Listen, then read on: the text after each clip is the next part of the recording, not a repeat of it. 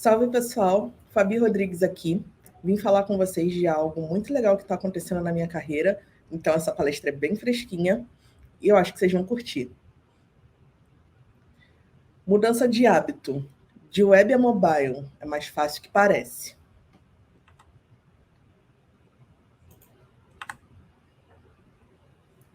Bom, e aí, eu sou a Fabi Rodrigues. Eu sou front-end mobile no Zé Delivery e sou organizadora da Wakanda Streamers. Bom, quando eu comecei em tecnologia era tudo mato, né? Essa paisagem que todo mundo já conhece, ou pelo menos já viu aí dando uma gugada fazendo pesquisa na internet, tudo. Então, geralmente, quem tem aí uns 20 e pouco, 30 anos, começou mais ou menos nessa época também. Passei por tudo isso, template shops, blogs. A gente queria colocar todos os tipos de efeitos nos nossos sites, a gente só queria ter um lugar assim, o máximo com a nossa cara possível. E comecei a me apaixonar por tudo isso. Essa foi a minha primeira IDE, né? Foi o front page, finado front page da Microsoft.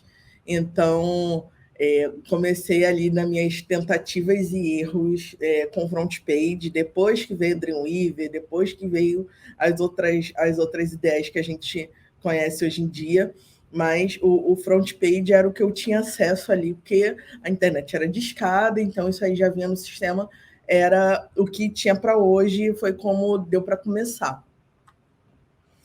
E esse aí era o meu sonho dourado, assim, dentro da tecnologia. Eu queria muito ser webmaster, eu pesquisava sobre isso na internet, nos fóruns. As poucas referências que a gente tinha, assim, era todo mundo querendo ser webmaster, querendo ter aquele webmaster arroba o site e tal. E eu consegui ser webmaster durante um tempo, mas não foi de carteira assinada, não. Mas eu consegui ser webmaster, enfim, fazia uns sitezinhos aí quando saía da escola e tudo, e acabei indo estagiar no curso de informática que eu fazia, sendo webmaster. E essa era a vida do webmaster, né? Era várias horas de download por conta de, às vezes, uma coisa muito boba, um zip, um brush para Photoshop, uma fonte. Então, a gente demorava muito para ter essas coisas, mas estão ali, né? Pega um livro, pega um fórum, vai ler, pega um tutorial, vai fazer e deixa o download rolando. Passado isso, entrei na faculdade, passei por várias áreas, suporte, infra, redes, back-end, fui estagiária de banco de dados, mas só que, como eu entrei na faculdade sem muita referência, né, eu achei que eu ia entrar lá, a primeira faculdade que eu fiz foi de tecnologia da informação. Então, eu entrei na faculdade achando assim que eu ia sair a pessoa mais webmaster do universo. Acabei trabalhando com todas essas áreas, não vi nada nem perto do que eu queria realmente fazer. Até que em 2013, lá depois de quase 6 anos de carreira, eu conheci esse cara, né, pesquisando aí pela internet, como sempre, e eu conheci o Bootstrap. E a minha cabeça explodiu. É isso que eu quero, como é que eu faço, né? Porque eu estava trabalhando numa agência como back-end, e eu quero fazer isso, me botem para fazer isso, por favor. Eu fazia um CRM, que era próprio na época, gente, essa interface está horrível, preciso mudar para isso, olha que legal, não sei o quê. Beleza, tu vai mudar, mas como é que faz? Então, eu devorei a documentação do Bootstrap, beleza. Quem faz isso aqui é o quê? Eu preciso fazer isso aqui também. Então, desde 2013 que eu sou front-end, com muito orgulho, amo o que eu faço, sou aí a louca do CSS, então comecei a pesquisar coisas e voltei um pouco para a base, porque tudo que eu tinha estudado de HTML e CSS, principalmente o JavaScript, que era só um validador de formulário, era muito raso. Então, eu apliquei fundo aí nos estudos de front e comecei a trabalhar profissionalmente com isso. E desde então, tudo isso passou aí pela minha vida, né?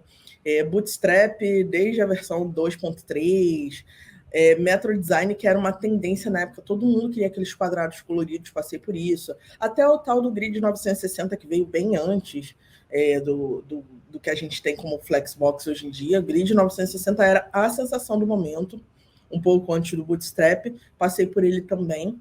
Material, que eu uso em alguns projetos até hoje, e os frameworks. Então, meu primeiro framework foi o Angular, né?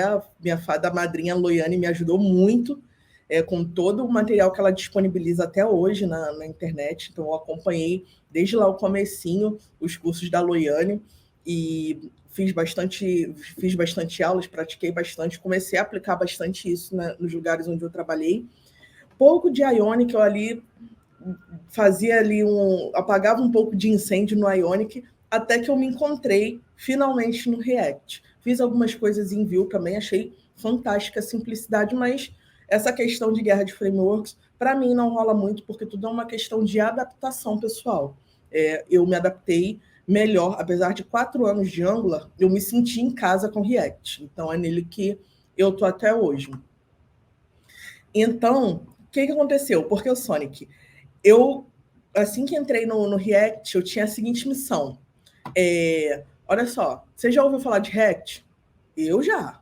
Então, eu estava assim, há 1 ano e meio sem ir para o mercado, porque eu tinha acabado de ter meu filho, então eu dei essa pausa para poder cuidar dele, deixar ele um pouco independente até que eu voltasse para o mercado. Até então, só estava pegando coisas de WordPress, coisa bem dentro da minha zona de conforto.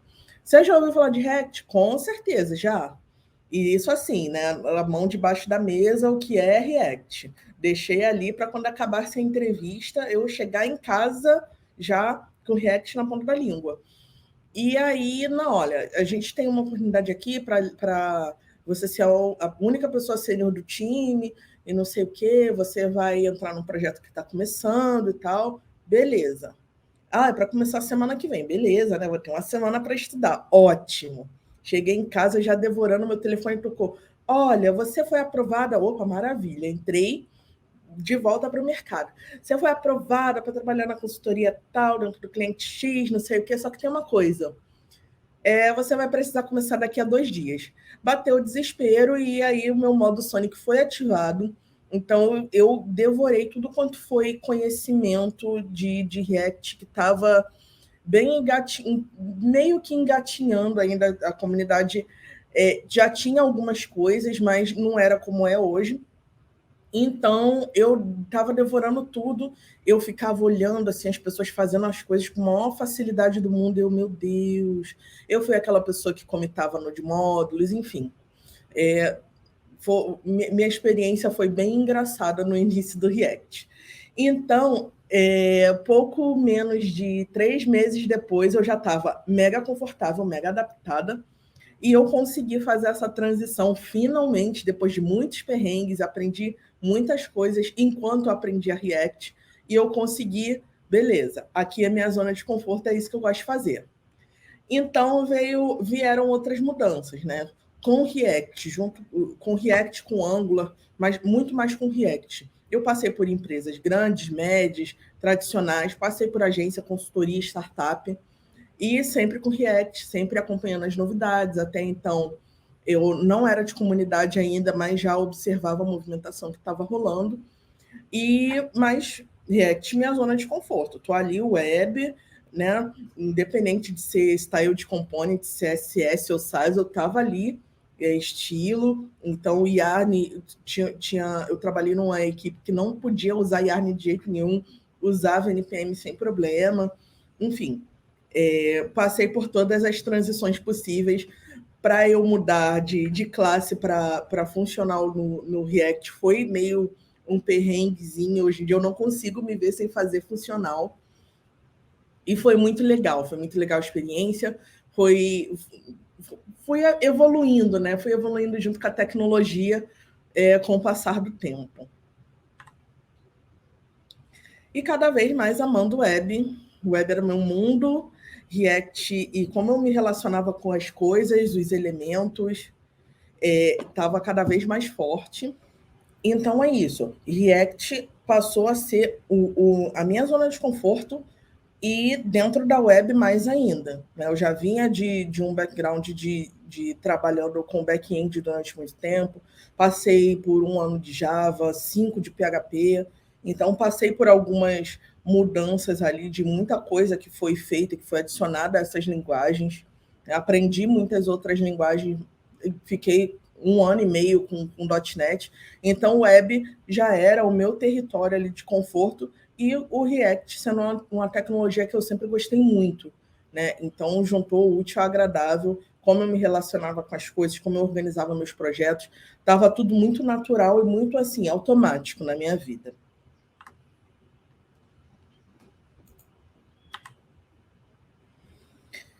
Então, algo que eu não contei para vocês.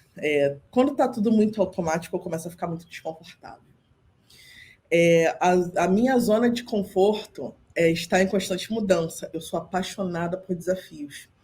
E, poxa, eu já estava quase 2 anos numa empresa muito da hora, com uma cultura muito legal, fazendo o que eu gosto, gostando do que eu faço, e me veio uma proposta, olha, você tem uma proposta, ok, grana conta pra caramba, mas isso aí para mim digamos que está em segundo e até em terceiro lugar, dependendo da minha proposta. E eu queria queria desafio de carreira, então aceitei a proposta para trabalhar no Zé. Eu mudei de cargo, mudei de empresa, mudei de ramo, que antes eu trabalhava no ramo financeiro, e eu mudei de plataforma.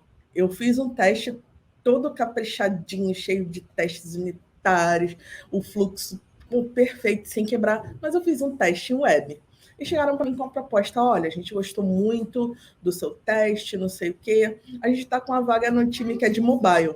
Então, eu mudei a plataforma completamente e fui. Meu Deus, eu só tinha feito algo para apagar incêndio em Ionic, assim, quando eu era juninho, sabe? Quando eu era Dev Sandy ainda. E agora eu vou mudar de plataforma. Como é isso? Eu queria desafio técnico, vamos embora. E meus primeiros dias, eu não tenho muito tempo de dizer, tá? Meus primeiros dias eram isso aí. Eu ficava analisando as coisas, beleza, isso aqui eu conheço porque é React, a gente trabalha com React Native. Isso aqui eu conheço que é React, isso aqui eu conheço porque é dentro da estrutura, mas isso aqui. Mas como é que faz para isso aqui conectar com isso? Como é que faz para isso aqui rodar? Como é que faz para isso aqui funcionar? O que é que eu tenho que fazer? Enfim, era a minha constante fingir normalidade, mas por dentro estava com N dúvidas e N coisas, né? N questões aí de mudança de plataforma. E eu amo desafios, acabei de comentar. E quase sempre esses desafios envolvem mudanças. Eu, apesar de amar muito desafios, eu estranho um pouco quando as coisas mudam muito, assim, de forma muito brusca. Então isso me assustou um pouco, confesso. Mas só que eu estava adorando aquilo, né? Eu entrei, peguei uns cursos da Rocket para fazer a trilha de React Native. Algumas coisas para mim já eram familiares pelos anos que eu tenho trabalhando com a Lib, então eu estava suave, mas algumas coisinhas, algumas pequenas diferenças de mudança de plataforma me pegaram muito pelo pé. Então eu tive que ler bastante, eu tive que ir atrás de muitas referências que a gente tem na nossa comunidade para conseguir estar confortável e começar a compartilhar, né? Começar a voar como eu gosto de fazer mesmo, como é normal no meu dia a dia. E aí veio a big question assim, da parada, que eu tive que voltar 2 casas, porque tem bastante coisa diferente e eu não estava habituada a todas essas coisas. Mudou plataforma, não mudou diretamente a tecnologia, mas digamos que sim. Então, eu tive que voltar 2 casas. Beleza. Agora a plataforma é diferente, tem algumas coisas que eu não vou ter, não tem mais ali o Ctrl+Shift+C para eu dar uma inspecionada lá no navegador. O navegador ele é utilizado como uma das ferramentas de debug, mas não é a única. Como é que eu tenho que fazer? Vamos aí voltar 2 casas para a gente entender exatamente o que a gente precisa fazer. Primeirão que me pegou pelo pé, o setup. Né? Quando você baixa um projeto React, você sabe que você precisa de ter uma base legal de Node, não sei o quê. Só que quando você vira a chavinha para mobile e você tem ali ou Android ou iOS, você precisa de conhecimentos adicionais e o seu setup também precisa de algumas outras ferramentas que você não tinha antes, porque, afinal, você mexia com web e tudo para Node otimizado para web, beleza. Digamos que é uma gambiarra sofisticada essa questão de React Native e funcionando aí com mobile. Então, a primeira coisa que me pegou foi o setup, né, a instalação das ferramentas do Java, algumas configurações que eu tive que fazer de ambiente. Então, o setup foi um ponto de atenção muito grande que eu tive que ter. É mais fácil. Quando você começa ali a desenvolver, você percebe que muitas coisas da complexidade que você tinha que desenvolver na web, você não tem no mobile. Mas só que mais fácil não significa mais simples. Por ser uma mudança de hábito, você vai realmente ter que voltar 2 casas e aprender ali como é que você lida com determinadas questões, a criação da folha de estilo, que é uma criação quase de um componente à parte, né? Então, essa foi a questão, mas assim, como eu sou muito a louca do CSS, essa foi uma das questões que mais me doeram, confesso, de mudar a forma como eu escrevo os estilos e como eu renderizo alguns componentes do DOM.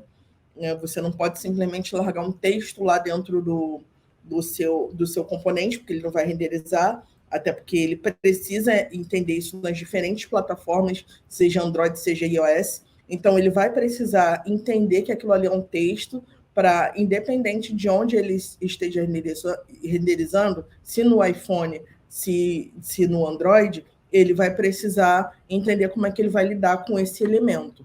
Então, essas questõezinhas de hábitos, até de maus hábitos que a gente adquire quando a gente programa web, tornaram as coisas não tão simples assim, apesar de tirar muita complexidade do que a gente conhece como desenvolvimento web.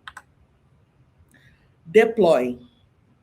Geralmente, a gente tem uma equipe aí que geralmente é mais responsável pela engenharia das coisas, tem uma galera que está mais acostumada com o design dos componentes e tudo, mas assim, para a gente prevenir e evitar a fadiga, é bom a gente dar uma atençãozinha para o deploy, porque tem umas coisinhas diferentes. Tem a questão das lojas de aplicativos, então tem o code push, que é a questão de você publicar a versão antes dela ir para prod.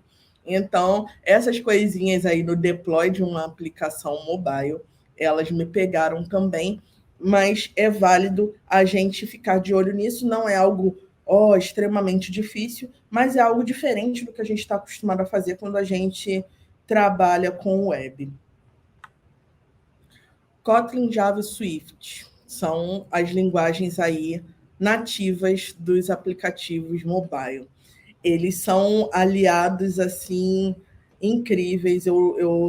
Todo mundo sabe que já assistiu minhas palestras, que eu sempre tirava aquele minutinho para dar uma espetada no Java, mas eu confesso que o Java está sendo um grande aliado quando eu preciso mexer em algum recurso nativo, quando eu preciso entender permissionamento de sistema para uma coisa específica que eu preciso fazer. Então, o Java está sempre ali muito explicativo, muito organizado, muito seguro também, explicando tudo. Kotlin, eu já tinha uma base de Kotlin, porque eu desenvolvi algumas APIs também para apagar incêndio na empresa anterior. Então, Kotlin já era um pouco mais fácil, um pouco mais familiar para mim do que o Java.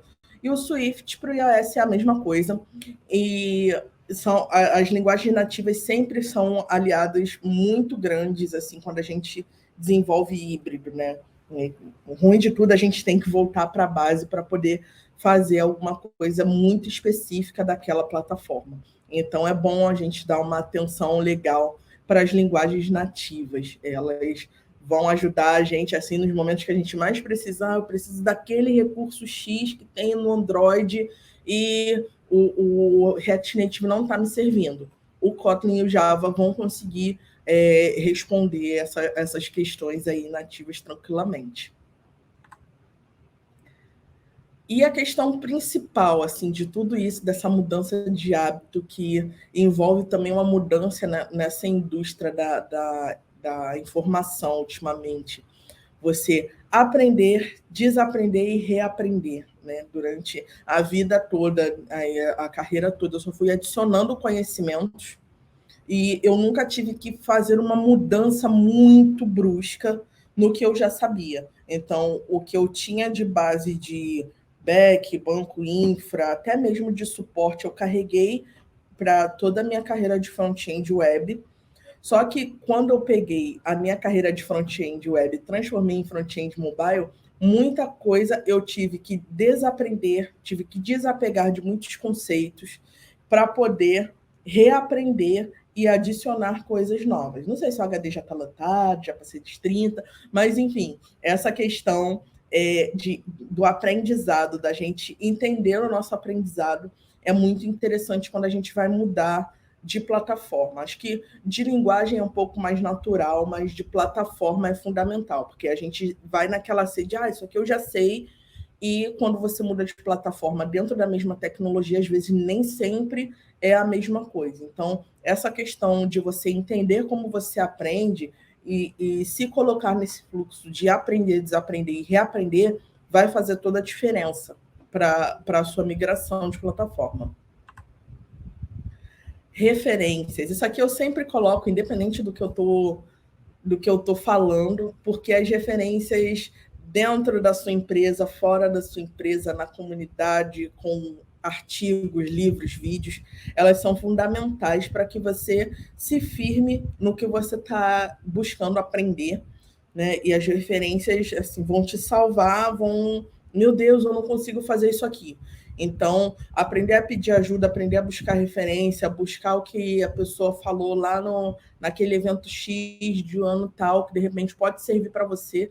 Então, isso é muito legal, sabe? Buscar as suas referências e trazer para dentro do seu dia a dia a forma das suas referências fazerem as coisas. Você pode adicionar os seus costumes também, mas seguindo as dicas das pessoas que já estão há um pouco mais de tempo, isso aí ajuda bastante e me ajudou também bastante, tem me ajudado bastante com algumas coisas, alguns truques, alguns snippets, até mesmo lendo os pull requests. Assim que eu entrei na empresa, a forma que eu entendi, que eu consegui entender o código mais rápido, algo que eu não sabia fazer, eu comentei com a galera do Twitter, inclusive, eu me tornei a pessoa que eu mais admirava, a pessoa que aprende lendo os pull requests. Então, eu tirei uns 3 dias de uma semana só para ler os pull requests e eu consegui me habituar, tanto no contexto da empresa, quanto no contexto da tribo, do time,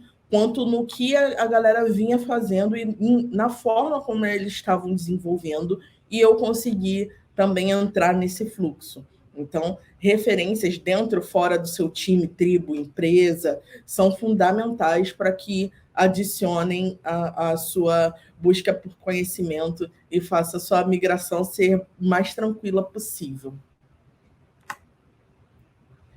Bom, é isso.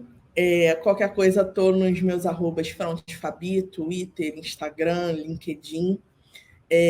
Vamos trocar mensagem, vamos se adicionar e vamos trocar conhecimento. Compartilhar é tudo, galera. Valeu!